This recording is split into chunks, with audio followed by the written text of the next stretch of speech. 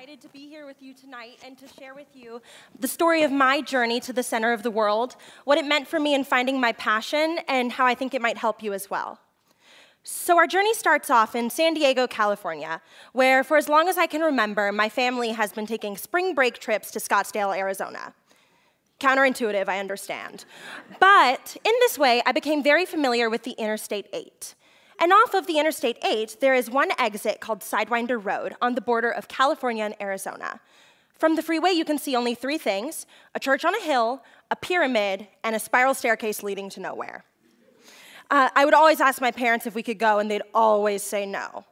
So we flash forward a couple years, and I'm a sophomore here at Arizona State, and I have my own car.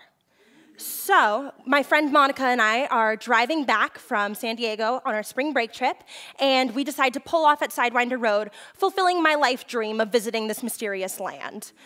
We drive through a back road in a town we learned is called Felicity, California, and pull up to a museum gift shop, and I walk up to the woman standing behind a counter, and I ask her, "Where are we?" And she goes, "Why, you're at the center of the world." Oh, am I?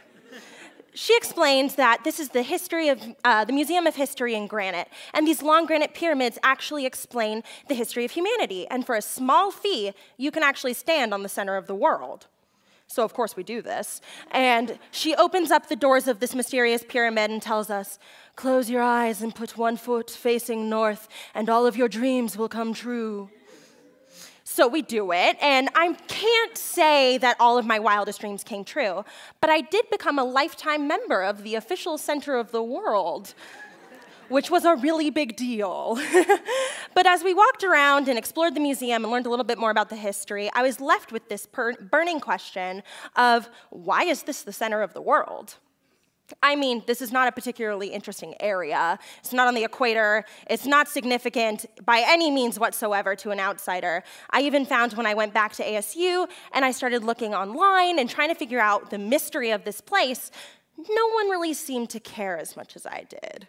And with this unanswered question and my insatiable curiosity, I decided to take matters into my own hands, and to solve this, I went back. And I went back this time with my family, and same thing happened. No clue why this is the center of the world. And then I realized, it doesn't matter. It didn't matter to anyone I had ever talked to about it. It didn't matter really to the internet, to anybody I could talk to. And I realized that was the great part about it. This was the center of the world to whoever set up shop here and declared it was. But it wasn't the center of the world to me. So what's the center of my world?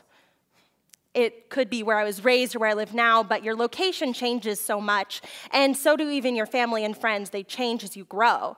So I determined that the center of the world must be something inside of you. So I embark on this journey of self-reflection, looking at everything that I don't like, what matters to me, and I realized that I'm really passionate about empowering people to pursue their dreams.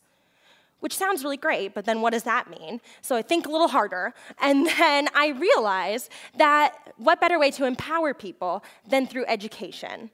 So education became my rock, my anchor, the thing that crops up the most in everything that I do, explains a lot of my past, and helps me make decisions for the future. It's the center of my world. Now, I wish that I could give you an answer just like that, that says, just drill down as far as you can and you'll find it, or follow this one philosophy and you'll find the center of your world. But the beautiful and complicated thing is that the center of the world is different for everybody. I found that when I talked with my peers about this idea, they don't think it's so beautiful. Often when you ask people, "What's your passion?" they don't react well. And I think it's often because people haven't thought about it. And it's a big looming idea. People always want to know what you care about, what's your passion, what's your purpose. These big words, and they're hard to tackle. So don't try and tackle those words. Instead, ask yourself, what makes you feel the most alive? What makes you excited to wake up every morning? The most curious, the most authentic version of yourself. Because when you start to ask yourselves these questions, these manageable bite-sized questions, you find the center of your world. And I can't promise that your anchor will be in Felicity, California, or that you're going to care as much about education as I do, but I can promise if you take the time to define the center of your world, you'll be able to lead a life that's really meaningful to you, and you can really make an impact. Thank you.